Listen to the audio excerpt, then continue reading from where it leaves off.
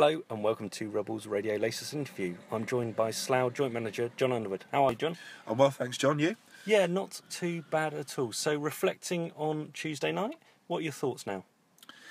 Very disappointed, obviously, with Saturday and Tuesday. You know, we felt that we had been making some real progress start of the month, with the Cirencester win and the FA Cup win.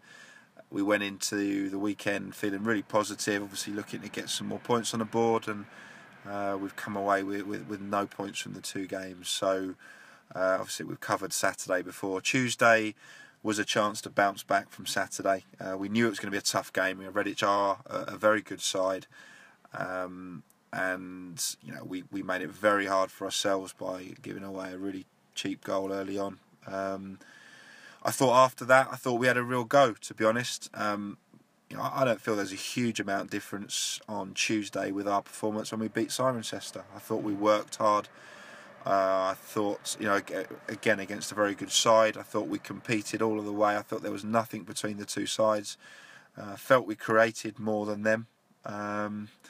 You know, we were pushing and pushing at 1-0, and I genuinely think if we'd have got a 1-1, I don't think there'd have been too many complaints on their side. We end up giving them a soft second goal. Looks like you've been comfortably beaten at 2-0, but that wasn't the story of the game from our point of view. And there's some, you know, chat after the game, conversations about, you know, the style of the football perhaps being quite direct, lacking width, issues with the centre midfield. What are your thoughts on those? I think when you win games, I mean, obviously we're talking about supporters' views and those sorts of things that you're obviously referring to. I think sometimes when you win games, everything's really rosy, and people, you know, I know we come off against, we scored, we were 5 up against Histon at half time, and everyone said best performance under Bakes and unders. We didn't actually play that well first half against Histon. We just got the ball in the box and things fell for us, and we were clinical. The overall performance in that first half, I know I'm jumping back to an old game, but it stuck in my mind. You know, I think people get a little bit blinded by the score, and the flip side of that, when you get beat, I think everybody wants to tell you what you've done wrong. Everybody becomes an expert, but that's football. I'm no different. I'm a Spurs fan. I'm sad to admit. And I do the same. I watch their Tottenham games, and I always think I know what they should be doing, and so there's no problem with that. Everyone's got an opinion, but I think sometimes people kind of trot out some of the same stuff, and it's sometimes a bit easy to say, oh, we've got no width, we've got that. You know, we play with the most attacking wide winger in Warren Harris that you could play.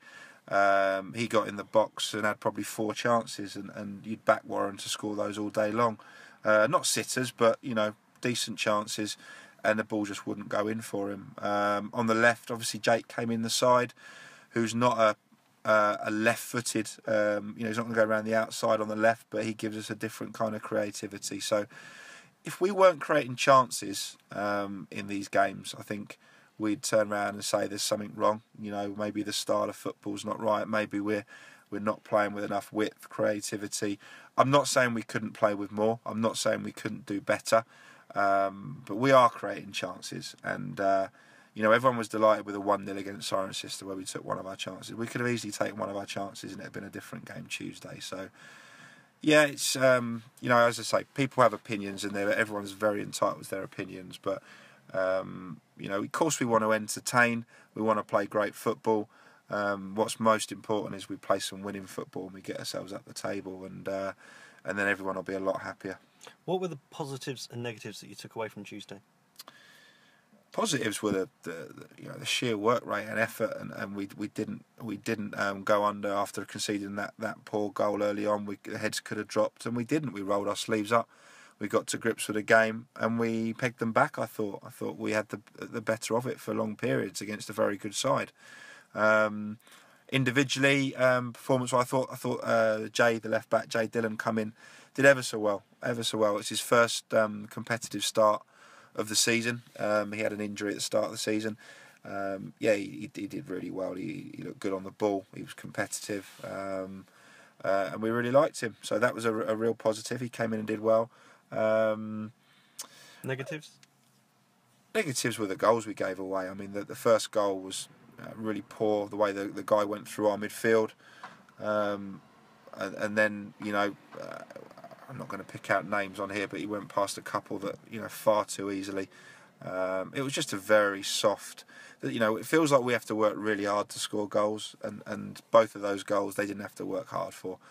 Decent play from their 8, who was a quality player, but we made it far too easy for him. So, yeah, that was a major negative for us, really.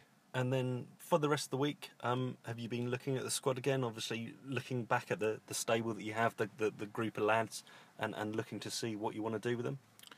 Yeah, we are. We're obviously standing up for our players and praising their effort on Tuesday, but we have to get results. And at the moment, we've had a dip again where we thought we were getting there. We've had a dip, and we can't keep making excuses. We can't keep, each week someone else puts their hand up and maybe they've made the mistake. Maka made a couple of mistakes Saturday and other players did on Tuesday for goals. We can't keep saying so and so should have scored that, so and so should have scored that. We have to start taking responsibility and weeding out the mistakes and being more clinical going forward. And if that means we need to tweak some things, then we'll do it. We are always very loyal to our players, but that only goes so far. We need a return from the players. We need wins on the board, and we are actively looking to improve the squad. Simple as that. And can you elaborate on that any more in terms of any positions or anything like that, or is that? Well, I know we've already made it known. We put in last weekend when once Ryan Parsons left us, we put in a 7-day approach for a left back at a Ryman club. So obviously we can't speak to him until kind of Sunday, Monday. After doing that, we got in touch with Jay, and obviously Jay came in and did very well. So that gives us obviously another option there. And we will still speak to the lad that we've put the approach in for. We'll see where he's at and go from there, really. So we've got a couple of options there. No, I'm not going to say what else we're looking at. There's other areas that we are looking at, but obviously you start talking about positions and then players start looking over their shoulder. In one way, you might say that might be a good thing, but there's something that me and Bakes are doing, in the background. We don't want to confirm anything until it's done. But I can tell you we have signed a player tonight. We've signed a midfielder called Ryan Hope tonight, who was with Harrow Borough end of last season. Came through the youth system at Watford. Left Watford last year, went to Boreham Wood, was on loan at Harrow last season. Did all pre-season with Wealdstone, played a lot of football pre-season for Wealdstone. They had a lot of players away and injured through pre-season, and they all kind of came back at the start of the season. He found himself out the side, having had a decent pre-season, so he needs to play games, and he's somebody that we were kind of aware of. Spoke to a few people this week. Spoke to him. He trained tonight. He signed a form tonight, and he'll be in the squad Saturday. So he's young. He's 19, 20, something like that. He's a young lad. Very hungry, wants to come and make an impression. Trained well tonight, and we'll involve him in the squad Saturday. So we'll see how he goes. And in terms of training tonight and injuries, what's the squad looking like for Saturday? Yeah, we had a lively. We did about a sharp hour tonight. We trained. We trained competitively as we like to. The lads, worked hard for that hour. We went through some stuff for Saturday. We talked a bit about how we want to approach Saturday. Injury-wise, so Searsy trained fully, which was great. Nathan couldn't train. He went off with that early injury on Tuesday. He's kind of 50-50, I'd say, with his ankle. Guy didn't train as a bit of a precaution, but we're expecting Guy to be okay. His was more of an impact injury. People won't realise this, but Jay Dillon, the left back, picked up an injury as well Tuesday. He completed the game, but he jarred his knee. It was swollen up yesterday. He didn't train today. He's been icing it and resting it. We're reasonably confident he'll be okay for Saturday, but he didn't train tonight. Nathan's the real concern from the other night. But Searsy's fit. Jake trained. Obviously, he had no reaction from Tuesday night, which was good. I'm trying to think who else there is. That's probably Eddie's obviously still a little bit away from being fit. He's constantly getting treatment at the moment. Probably a couple of weeks for Eddie. We will bring in Stuart Lake into the squad, just to give us another defensive option, another bit of defensive cover with a couple of knocks to Jay and to Guy. So Lake will be with us on Saturday. And then looking forward to Saturday, Basingstoke, I would say, favourites. How are you going to make sure that Slough are at the races for this game after 2 disappointing performances? Yeah, I mean, they will be favourites because they're in the higher league, obviously. I think it's one of those, if we were flying high in our league, a little bit like Dorking Wanderers were when we played them, you'd maybe say it's a bit more even. On the form book, they're still favourites. It's a real cliche, but cup football is a one-off. League form goes out the window. If we'd have much preferred to come in on the back of two wins. Don't get me wrong, but we need to put the 2 defeats behind us.